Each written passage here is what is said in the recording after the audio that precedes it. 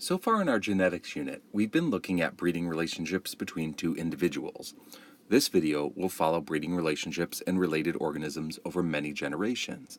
This is video 11.3 on pedigrees. This video will cover this goal.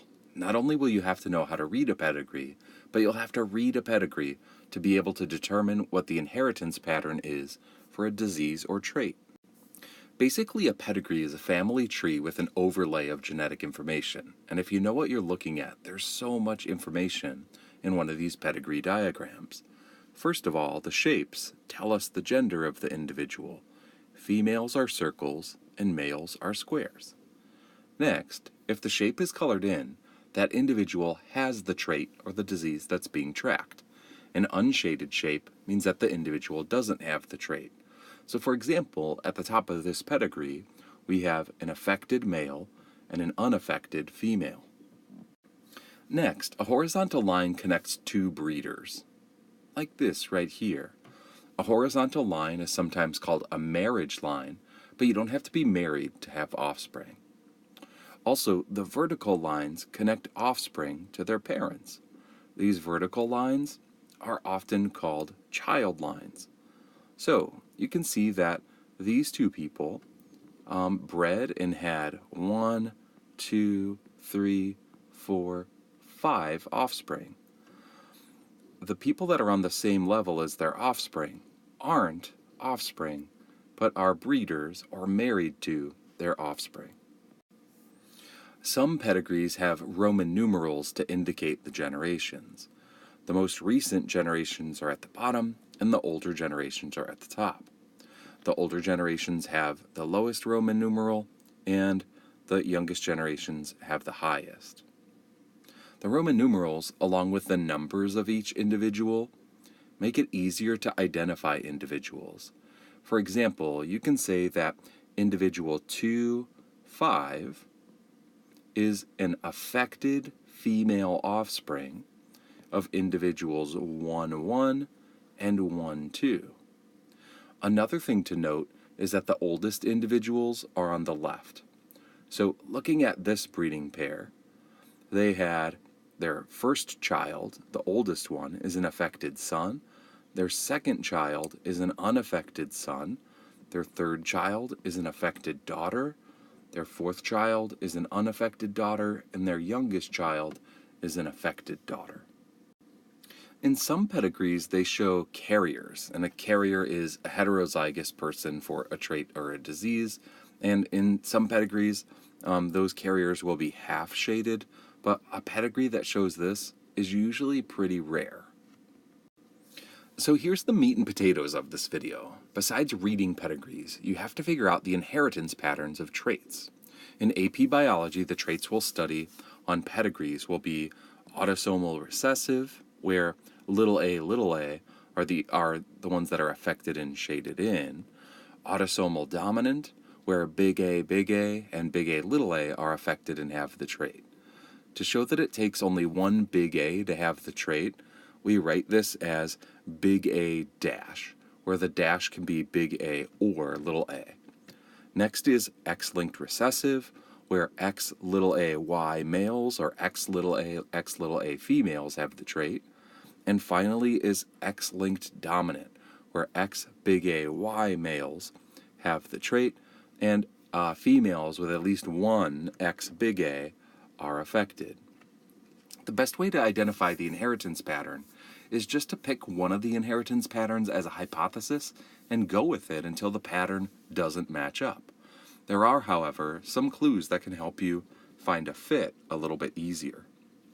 First, traits that are recessive usually skip generations, but not always. Second, traits that are dominant tend to have a lot of affected individuals. Third, with X-linked recessive, usually, but not always, males disproportionately have the trait. Also, all sons of affected females have the trait.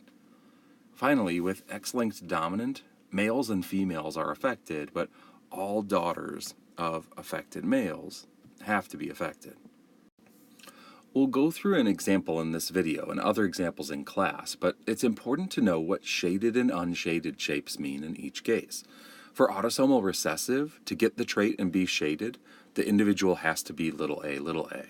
If there's at least one big A, the individual doesn't have the trait and is unshaded. This rule is flipped in autosomal dominant. Individuals that have the trait are shaded and have at least one big A, and unshaded individuals are little a, little a. With X-linked recessive, shaded squares are males with X little a y, and shaded females have to have the X little a genotype. But unshaded females have at least one X big A, whereas unshaded males have X big AY. For X-linked dominant, an individual is shaded if they have at least one X big A. Unshaded males are X little AY, and unshaded females are X little a, X little a. So, when you're looking at a pedigree and you're not sure what the inheritance pattern is, you don't know what the genotype of these individuals are until you figure out the inheritance pattern. But you kind of guess and check. Let's do one as an example. Remember, the goal here is to figure out the inheritance pattern. We don't know if the trait has a dominant or recessive inheritance yet, or if it's autosomal or sex-linked. It's our job to figure it out. To do this, first, just pick one of the four possibilities. Next, write down the genotypes that you know based on the mode of inheritance that you're testing. And then, if you find something that doesn't work, stop and try another one. So, what's the inheritance pattern for this pedigree? Well, looking at it, there are individuals affected every generation. There are 3 males and 2 females. So, since there's more males than females, let's say X-linked, which it's only 3 to 2, but let's go X-linked anyway. And since it doesn't skip a generation, let's say dominant. So we'll start there with X-linked dominant. For X-linked dominant, let's mark the shaded males as X big AY, and the shaded females as having one X big A. Next, fill in the unshaded shapes with X little ay for males and X little a for females. Now it's time to look for any individuals that break the rules. I see 4 ways that X-linked dominant doesn't work. To make this easier to talk about, let's add some Roman numerals and numbers. Individuals 2-2, 2-3, and 3-1 don't work for the same reason. In X-linked dominant inheritance, an affected child must have at least one affected parent. Otherwise, where do these guys get their big A from? Where does she get her big A from? Individual 2-5 doesn't work either. This is because all daughters of affected fathers will also be affected. Affected fathers would have to give their X big A to all of their daughters. So there's no way that she'd be unaffected if this was the inheritance pattern. So we've got to move on to another hypothesis. Let's try X-linked recessive. So now the rules for what's shaded and what's unshaded have changed. So in X-linked recessive, the shaded are X little ay and X little a, X little a. Let's mark those. Now let's mark the unshaded. They're X big AY males and females with at least one X big A. Okay, now that it's labeled up, it's time to evaluate for things that don't fit. Here's one. Individual 3-1 doesn't fit this model. For X-linked recessive, affected daughters must have an affected father. In order for this female to have the genotype of X little a, she'd need to get an X little a from her father, and he doesn't have one to give. An X-linked recessive inheritance pattern doesn't work here, so we've got to move on to the next one. Let's try autosomal recessive. To do this type of analysis, you have to be really mentally agile because the rules keep changing depending on the inheritance pattern that you're trying. In autosomal recessive, all of the shaded individuals have the trait as little a, little a. So let's mark those up. All right, then the unshaded individuals get one big A, and once those are labeled, we try to find the ones that don't fit. Looking here, I can't find any exceptions to the rules. All of these affected individuals could have received a little a from each parent, so this one is looking good. But we'll check on autosomal dominant just to be certain that this inheritance pattern is indeed autosomal recessive. Now the rules change again. With autosomal dominance inheritance, that means that the shaded individuals have at least one big A. Let's fill that in. Next, the unshaded individuals only have little a's. Fill that in. Now we search around. Is there anything that doesn't fit? Individuals 2-2, 2-3, and 3-1 don't fit the model of autosomal dominant inheritance. For autosomal dominant inheritance, affected individuals must have at least one affected parent.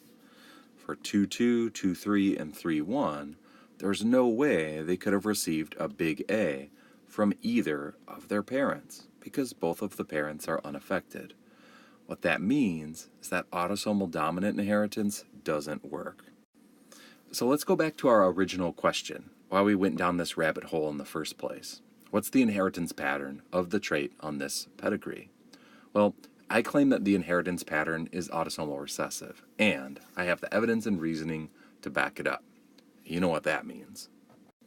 You can really organize your findings and show your understanding by writing a CER. So my claim is that the trait shown in the pedigree shows an autosomal recessive inheritance. For this CER, I'm going to do things a little bit different by kind of blending the evidence and reasoning. Let me show you. First of all, the pedigree can't be dominant because individuals 1-1 and 1-2 have two affected offspring. In dominant pedigrees, two unaffected parents cannot have an affected offspring.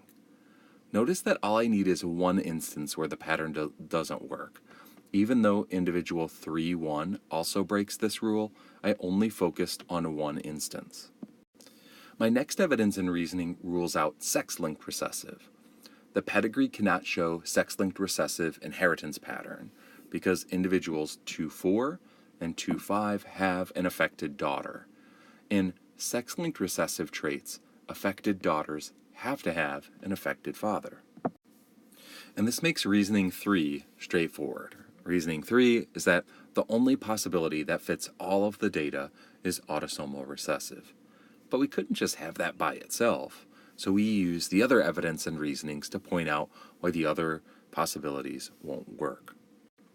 So what did we learn in this video?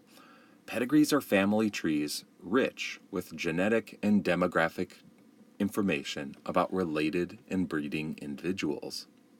And using each inheritance pattern as a hypothesis, scientists can determine the inheritance pattern of traits and diseases by following a pedigree. We'll do some more practice in class, so if you haven't mastered this yet, don't worry.